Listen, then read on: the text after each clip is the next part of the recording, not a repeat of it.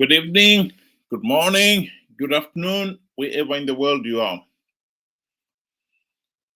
Tonight, I'd like to discuss the issue of Zanu PF or President Emerson Mnangagwa conveniently starting his campaign in preparation for the 2028 elections, where he clearly wants to contest again to extend his stay in power beyond the constitutionally agreed maximum of 2 terms. Let's just listen to this video of a recent Zanu PF function. 2030. 2030. 2030. Vasingane. Vasingane.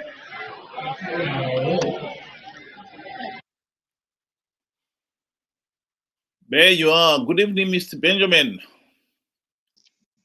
Good evening. Thank you for inviting me. And to our viewers, good evening to you all. Thank you for joining us. What do you think of the new slogan, my friend? Well, like I said, I don't think it's new because we were warned in advance to say 2030 I will be there. In Shona, he said 2030 Dendi Chipo. So this is just a continuation and making sure that, true to his word, he's already making efforts and plans to see through his promise or his declaration. What I find very sad about this is we knew before, and I honestly believe that he is going to try to change the constitution to allow him to stay beyond his 2 terms. I don't know if he will succeed. Why not? He might succeed. What is there to stop him? All is not well currently. I believe 5 years of this continuous, Zimbabwe on this trajectory of it's really on a downward spiral, and it's going very fast. And with all the grievances that are being created, the economy is one thing, but legally, what is there to stop him?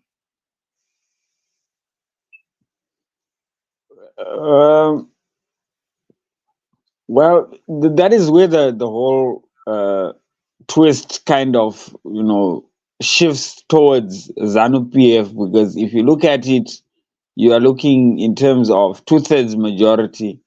I'm sure it will sail through Parliament if they are to want to amend the constitution from there.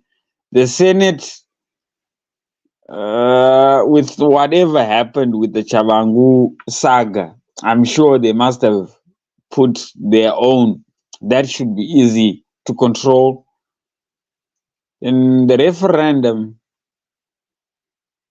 is well, they've got Zek that can twist the numbers in his favor, but I don't think, and within Zanu PF, I don't think it's just say, but I don't think they really would want to go through, because I know that for a fact there are a lot of individuals within Zanu PF that are not happy with how things are and what the expectations were when he took over office.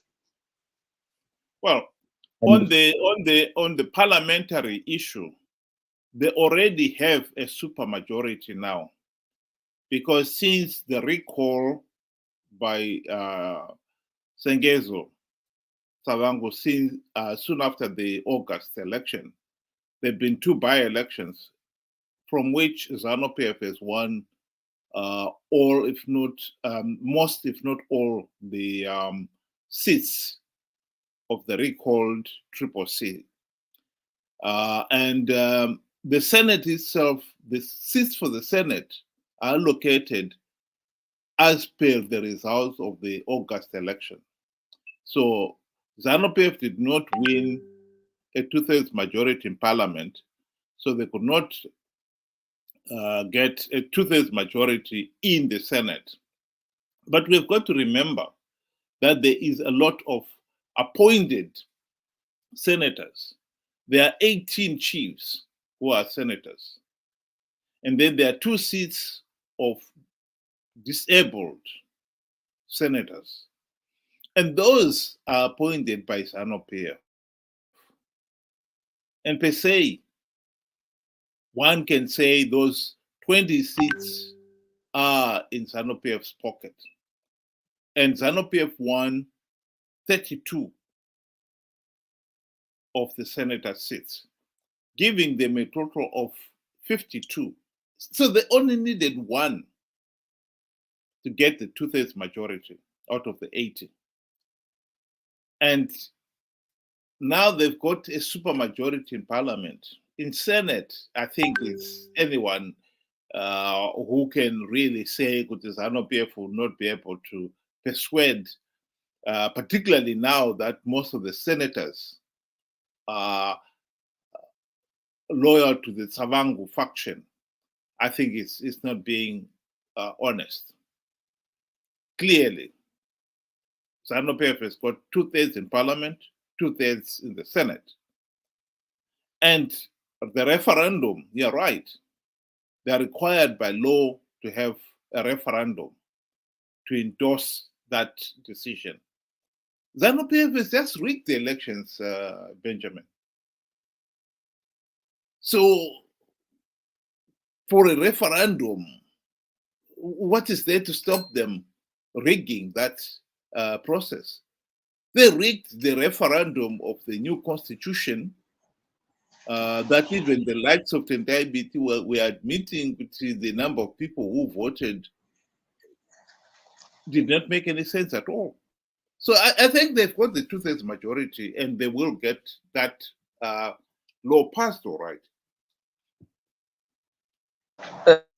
I think they will try. As far as the referendum is concerned, I believe that within Zanu PF, they will not be willing. There are individuals that are not willing. And I think it will be divided to say, let him go for another, another term. I think it's just saying now, but when it comes to the actual doing, I think there is going to be a division. There's going to be a big split because you're actually trying to put back exactly the same scenario you had with Mugabe, and they know how dangerous it is, especially having experienced the setting before. So I think with the referendum, that's where probably they would find it difficult. But when it comes to the Senate and it comes to Parliament, I think it's just going to be a walk in the park. Well, in the party itself, if you listen to that video, I can tell you that if any of the Zanu PF officials there were against the whole idea that Mnangagwa should run for the third party, for the third term, they would not dare say it. If anything at all, they will not dare not shout the loudest because they will not want to be singled out. This is a classical situation of a dictatorship. If you are seen not to be supportive of it, like our friend Chris Mnangagwa, look how quickly he was dumped. He woke up the minister, and it was over the weekend. Suddenly he hears that it's just been unceremoniously dumped. This is a regime that thrives on fear, and everybody in the party knows that their position, they hold their position in the party, thanks to Mnangagwa, and pretending that you can somehow stand up to him, I think it's not being realistic. The only time, look at even the 2017 coup. It was not until the military coup, it was clear that the military had taken over, that Zanu PF members switched sides. Otherwise, that is exactly my reference point to say, a week in when Mugabe and his wife were doing those rallies together, you would not have thought they would switch sides just like that. But this is how Zanu PF is.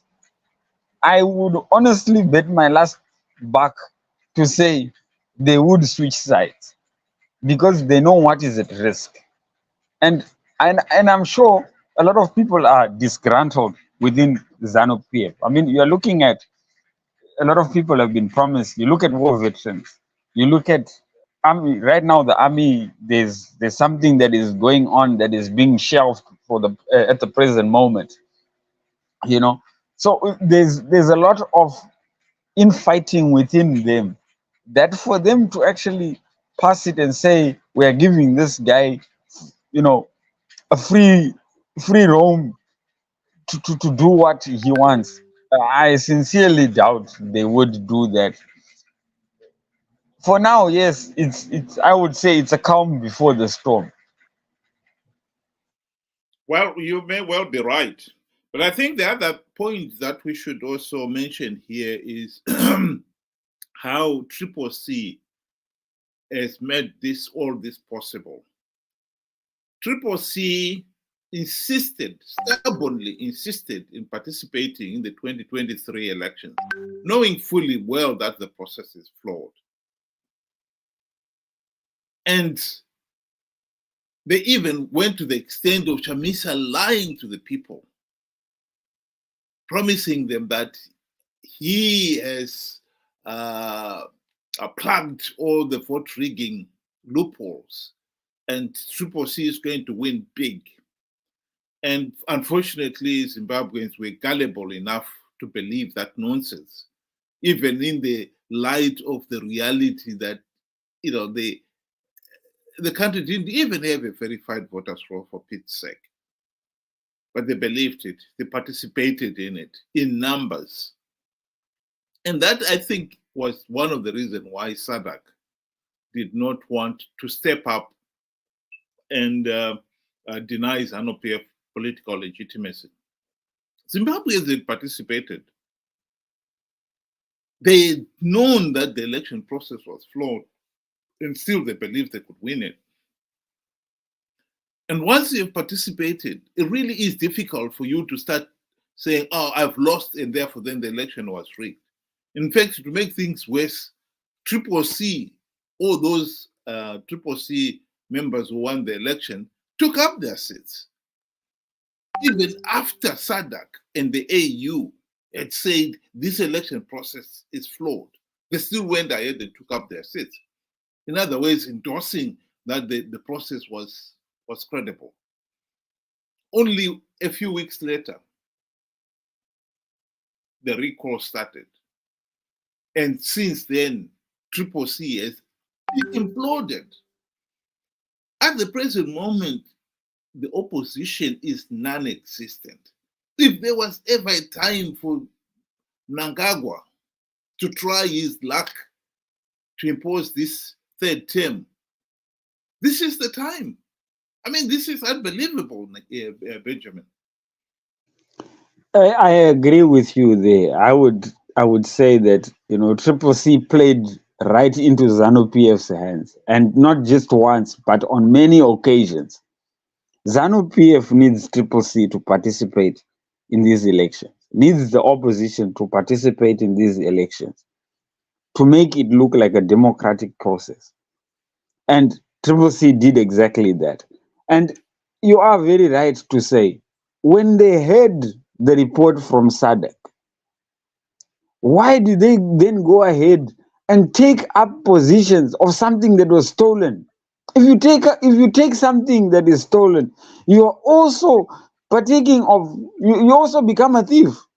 That is what we know, right? So I don't understand why or what was to benefit them by just going, except greed or lining up their pockets. That's what I can say, and that's the first thing that comes to my mind, actually. And here we are, like you said, the opposition right now is destroyed, practically destroyed. I mean, one party has got over 3 or 4 factions going on. Today, somebody is saying, "I'm president." Tomorrow, other 3 are coming up saying, "We are presidents," and everybody now is a spokesperson. It's just a big mess, and rightfully, if Mnangagwa decides to seize his opportunity, this would be the most ideal time when there's so much commotion. And worse still, Chamisa has just gone numb. He's just taken a back seat. How do you take a back seat when you have actually put the people into this whole problem in the first place?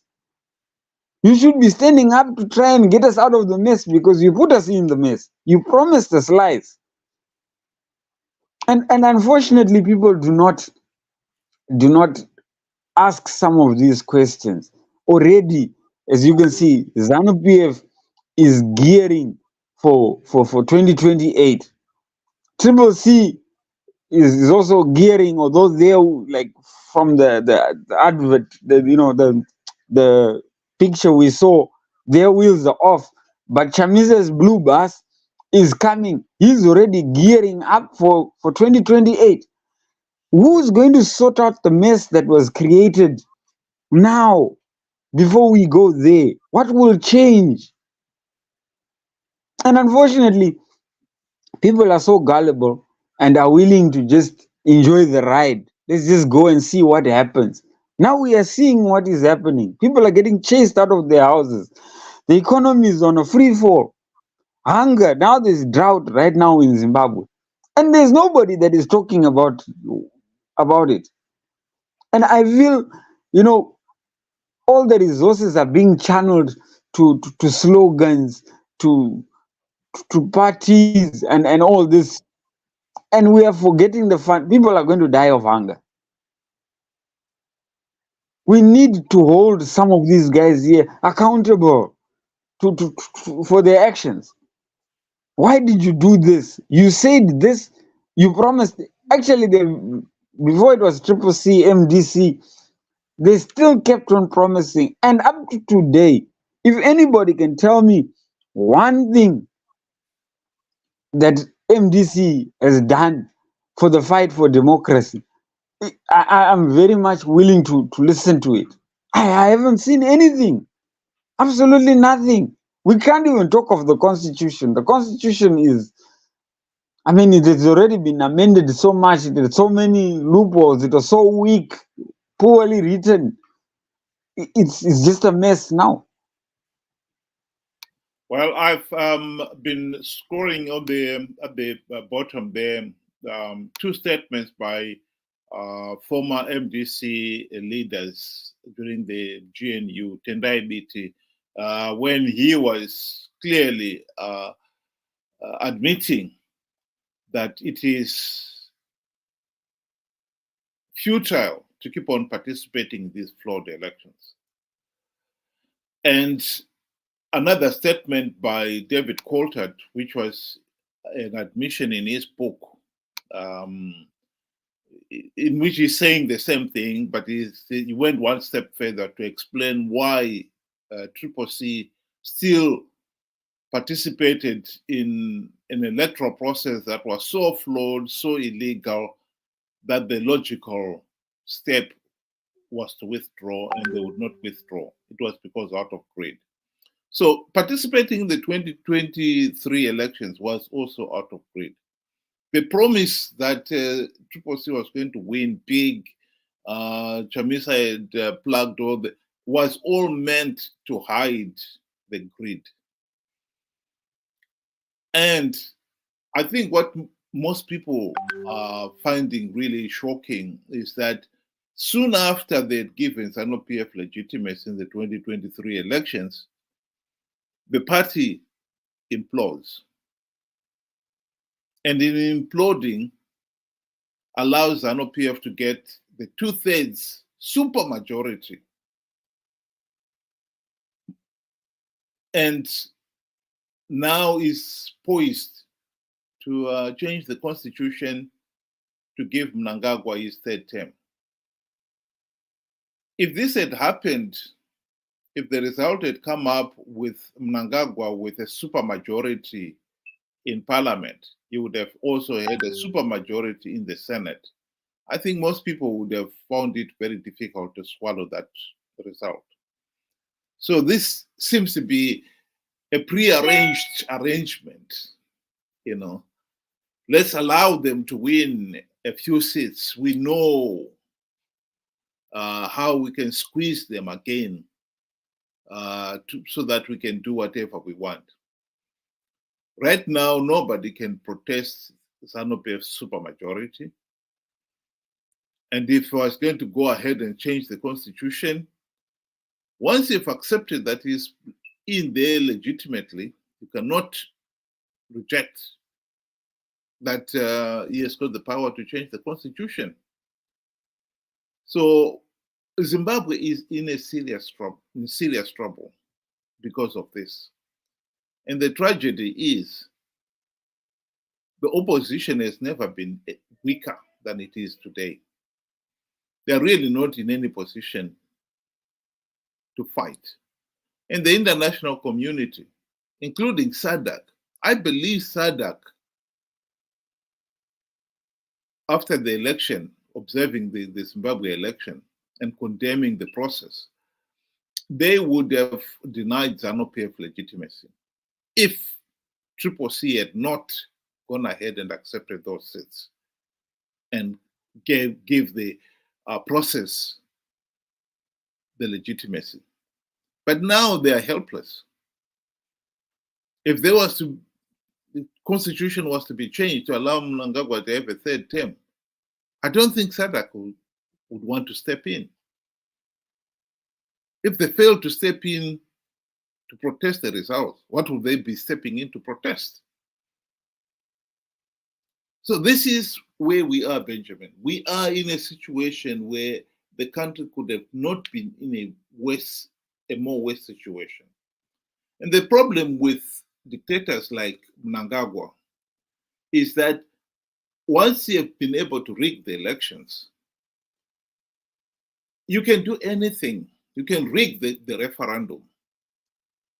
You were referring earlier on to the eviction of people from the land. I think when we discussed it the other day, we both agreed that most of those people are being evicted now, although some of them had been there for 40 years. And the chances are it's because in the last election, those people rejected Zanu PF. Zanu PF managed to win, of course, because they rigged the process, and therefore then they can declare whatever result they want. But Mnangagwa is not a very forgiving person. He's after those people, punishing them for rejecting Zanu PF. I think we are in a really very difficult situation. The implosion of KOC could not have happened at a worse time than it is happening now. And to make matters worse, if you look at the statements that you have posted here, these statements are made just after, losing the rigged elections.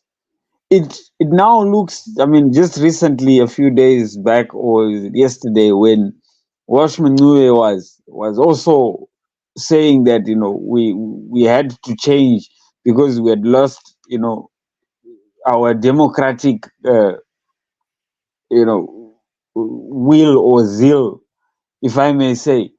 I think, these statements are made just to wash their hands of the damage that they would have caused, because they dragged people into this, assuring them that this time will be different. After losing, you know, they say the process is so flawed. You knew the process was flawed. You knew the outcome. I mean, surely after 23 years, you would think somebody has switched on to catch up to say this is exactly what is happening. But they still go on. And after they lose, they say all these statements, blame each other. This one says that it was so flawed. It was because of this and this that did that. But here he is, quoted. He also was in it recently and is still refusing to leave. He says, I have to do it for the people. It's a lie. He's not doing it for the people. The people are suffering. They've been dragged into this mess because of their desperation. And, they're so cornered. They wish for change. They would actually, even if a donkey would come and say, I would take you, they would hop on. So you find, I feel the opposition are just as guilty, of for dragging the people and then later dumping them. Look, Chamisa is nowhere to be found. He's just quiet. How can you keep quiet when, as rightfully you're saying, Zanu PF is already moving forward towards, the third term, something that is illegal, and he's quiet. But you dragged us through. Why do you leave us at this moment of need? Surely, I mean, when other Zimbabweans are hearing this or listening to this or watching this clip, I'm sure they must feel very, let down, disheartened by their actions. And we need to learn as Zimbabweans now. This is the time where we need to learn to say, when the chips are down, these guys will be nowhere to be found. It is now up to us to use our own brain and to think for ourselves. Well, on that note, I would say the opposition has been compromised.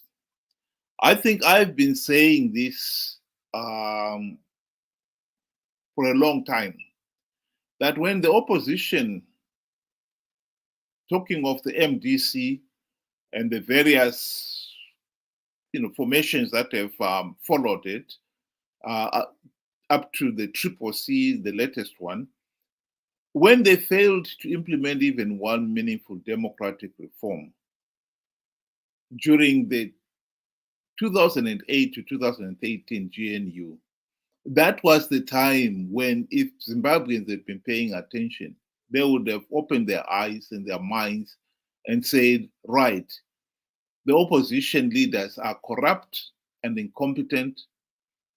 And to be quite honest, they will never accomplish anything of substance.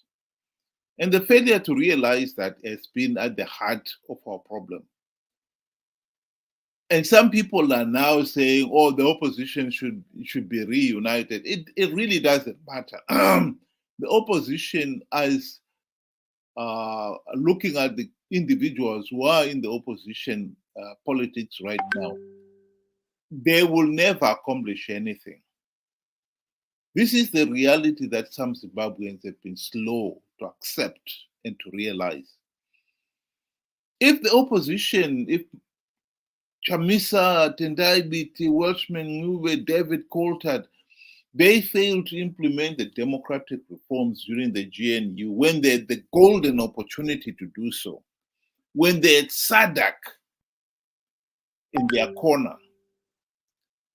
It is naive to think they can do so now when Zanu PF has got super majority in parliament, they have got nearly 2/3 majority in the Senate. The regime is flexing its muscles, coercing everybody. Part of this land eviction is to drive people into a stampede, into panic. The rural people or these resettled people, if you seriously think they will want even to speak to an opposition leader now when they are in this much trouble, you're kidding yourself. Because they know if they are seen to be speaking to the opposition, it will only give the regime the excuse to whip them even more. Yesterday, we were talking of Joseph Stalin, the Russian dictator, and how he was boasting that it is easy to rule stupid people if you keep punishing them and then throw at them crumbs like breadcrumbs to a chicken. They will still continue to worship you and follow you. This is exactly what Mnangagwa is doing. He has got a very large stick and a few carrots. And at the present moment, he has been flexing, beating up people, evicting them. Up to 100,000, 130,000 families have been evicted in the last 2 weeks from land that some of them had been living on for the last 40 years. The regime saw them build nice houses, but because they were supporting Zanu PF, they were allowed to stay. When the regime realizes that these people no longer support Zanu PF, they were all evicted. They were told it's all designated farming land. In the rural areas, they are not allowed to buy land and build your own home. So many people were chosen to stay on the growth points, find themselves their houses being demolished because in the rural areas, nobody's allowed to own any land. This is what we are talking about here. It is a pity that we have allowed ourselves to get into this mess. And I don't see our way out of it. I don't know whether you can see a way out, Benjamin. I don't see any immediate way out because I wouldn't say, I heard you say use the word the opposition is compromised. I would say the opposition self-destructed. And this is not the first time they have done this. Shortly after, elections, where they want to push the blame to the next person instead of taking responsibility collectively. Now they are all gone into hiding. They are trying to act as if they're trying to sort out internal issues whilst the whole country is burning. I think that is unfair to drag people into such a mess. Now, rightfully, as you're saying, a lot of people are losing their livelihood, their houses, their homes, their land where they were getting food from, because they sacrificed to vote for the opposition. And when now it comes to say the opposition should stand by the people, none of them are available. It's not fair. I think it's not fair. And they should be held accountable, just as Zanu PF should be held accountable for the whole country and what they're doing. So should the opposition be held accountable as well, because they're part and parcel of the mess.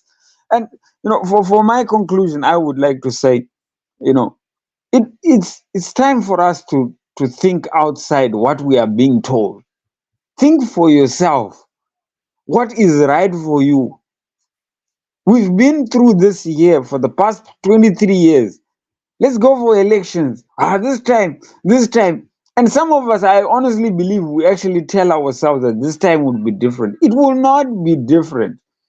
Zanu PF has got ZEC. ZEC is the machinery that runs everything.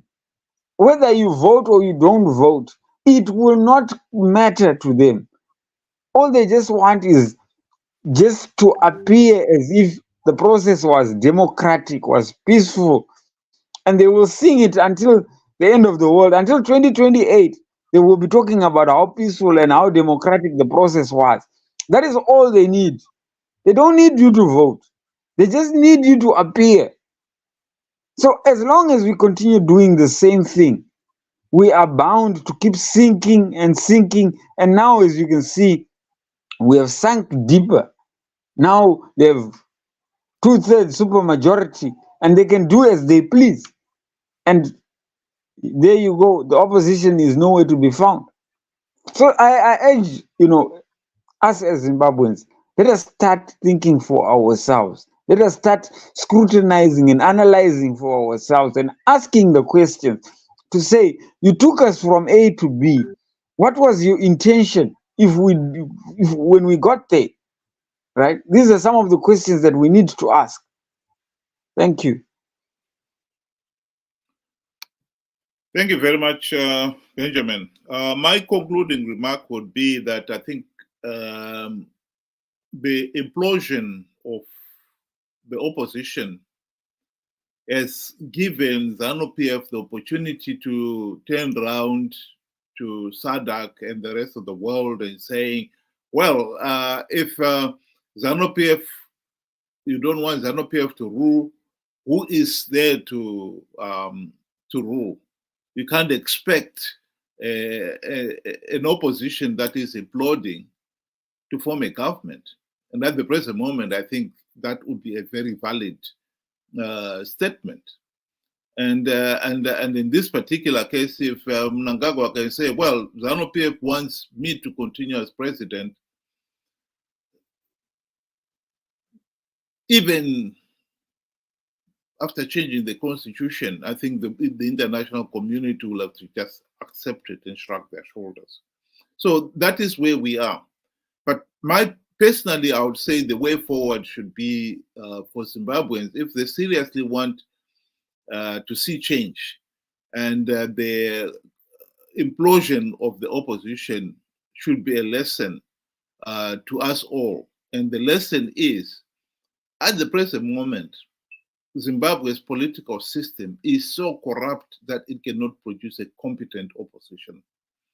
What we need is the people themselves to realize that they need the reforms. Everything hinges on reforms.